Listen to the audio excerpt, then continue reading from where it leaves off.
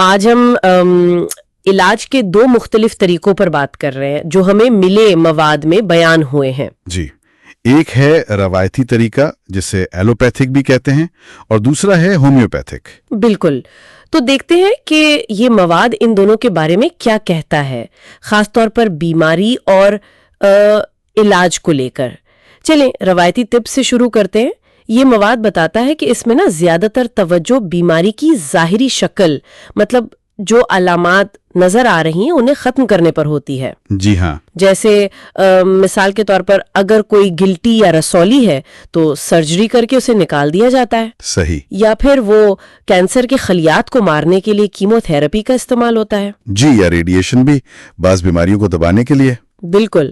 تو مطلب مقصد یہ ہوتا ہے کہ جو مسئلہ سامنے نظر آ رہا ہے اسے فوراً حل کیا جائے. جی، اور یہ بات اہم ہے جو مواد میں کہی گئی ہے کہ یہ طریقہ بیماری کے ظاہری اثرات سے نمٹتا ہے. ظاہری اثرات. ہاں، یعنی فوری ریلیف مل جائے یا جو مسئلہ دکھ رہا ہے وہ ختم ہو جائے.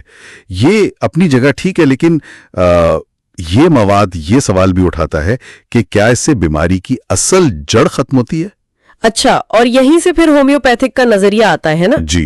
اس مواد میں لکھا ہے کہ اگر جسم کے اندر کی وہ بنیادی خرابی جسے انہوں نے باطنی مزاجی خرابی کہا ہے وہ ٹھیک نہ ہو تو بیماری صرف اپنی شکل بدلتی رہتی ہے، مطلب جڑ سے نہیں جاتی. بالکل، یعنی ایک علامت ختم کی تو کوئی دوسری نکل آئے گی. تو اس کا مطلب ہے کہ ہومیوپیتھی کا بنیادی اصول یہ ہوا کہ جب تک وہ اندرونی نظام ٹھیک نہیں ہوگا بیماری نئے نئے روپ میں آتی رہے گی. ہاں، اس تحریر کے مطابق تو یہی فلسفہ ہے.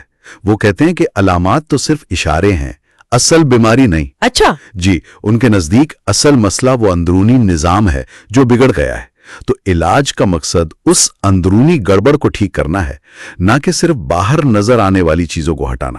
مطلب یہ کہ وہ صرف جلد پر نظر آنے والے دانے کو نہیں دیکھتے بلکہ اس وجہ کو دیکھتے ہیں جس سے وہ دانہ بار بار نکل رہا ہے. بالکل، اس مواد کا نقطہ نظر یہی ہے. وہ اندرونی نظام کی اصلاح پر زور دیتے ہیں. تو اگر ہم واپس روایتی طریقے پر جائیں جیسے گلٹی کاٹ دینا، تو اس مواد کے مطابق کیا ہم اصل بیماری کو چھیڑ ہی نہیں رہے جو اندر ہے؟ دیکھیے، اس مواد کا تو یہی کہنا لگتا ہے کہ جب تک وہ اندرونی مزاجی نظام اپنی جگہ پر نہیں آتا بیماری تو وہیں رہتی ہے. ہو سکتا ہے وہ مزید پیچیدہ ہو جائے یا کسی اور شکل میں سامنے آ جائے. یہ ایک آپ کہہ لیں بنیادی فرق ہے جو یہ تحریر واضح کر رہی ہے. کیا فرق؟ علامات کا علاج بمقابلہ اس حالت کا علاج جو ان علامات کو پیدا کر رہی ہے. جی ٹھیک. تو اگر ہم ان نکات کو جوڑیں جو اس مواد سے ملے ہیں، روایتی طب زیادہ تر ٹھوس نظر آنے والی چیزوں پر توجہ دے رہی ہے، گلٹی، رسولی یا خراب خلیے. جی ہاں، اور انہیں براہ راست ہٹانے یا دبانے کی کوشش کرتی ہے، یا مزاجی خرابی کو ٹھیک کرنے پر زور دیتا ہے. بالکل، جسے وہ ان تمام بیرونی علامات کی اصل جڑ مانتے ہیں. تو یہ دو بالکل مختلف زاویے ہو گئے. جی ہاں، اور یہ موازنہ جو اس مواد میں کیا گیا ہے وہ ہمیں ایک گہرے سوال پر سوچنے پر مجبور کرتا ہے. کیا سوال؟ کہ اگر ہم بیماری کو مطلب بنیادی طور پر کسی اندرونی خرابی کا صرف بیرونی اظہار سمجھیں تو پھر صحت اور بیماری کے بارے میں ہماری پوری سمجھ کیسے بدل سکتی ہے؟ بات تو ہے.